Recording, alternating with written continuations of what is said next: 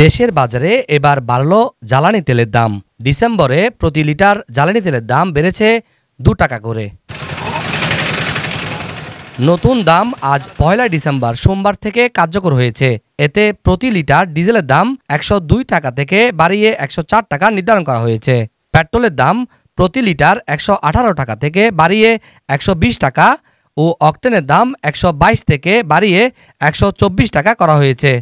আর কেরোসিনের দাম প্রতি লিটার 114 টাকা থেকে বাড়িয়ে 116 টাকা করা হয়েছে। ভোক্তা হিসাবে আমার কাছে এটা খুব খারাপ লাগতেছে, কারণ আমার জীবনযাত্রার ব্যয় বেড়ে যাচ্ছে, আয় বাড়তেছে না। তেল বিক্রি করছি 102 টাকা করে, আর অক্টেন বিক্রি করছি 122 টাকা করে।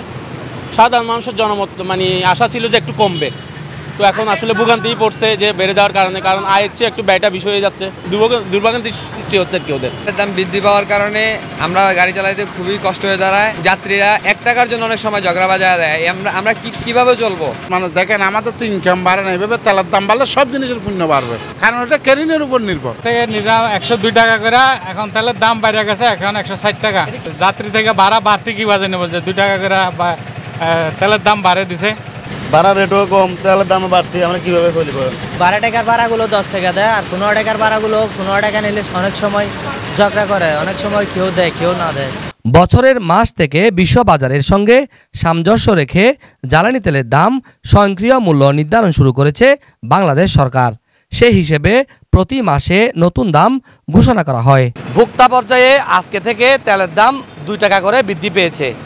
অকটেন, কেরোসিন, ডিজেল প্রতি লিটারে 2 টাকা বৃদ্ধি পাওয়ায় সাধারণ যাত্রীরা, চালকরা সবাই কিন্তু বিপাকে পড়েছে বলে অভিমত ব্যক্ত করেছেন। প্রত্যেকবার যদি এই তেলের দাম বৃদ্ধি পায় তাহলে এটি পুরো বাংলাদেশের অর্থনীতিতে প্রভাব পড়বে এবং সাধারণ মানুষ কষ্টে পড়বে।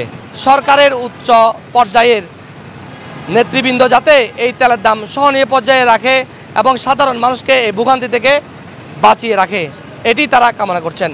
চট্টগ্রামের পেট্রোল পাম্প থেকে মোহাম্মদ রবিন হোসেন, 24 টিভি।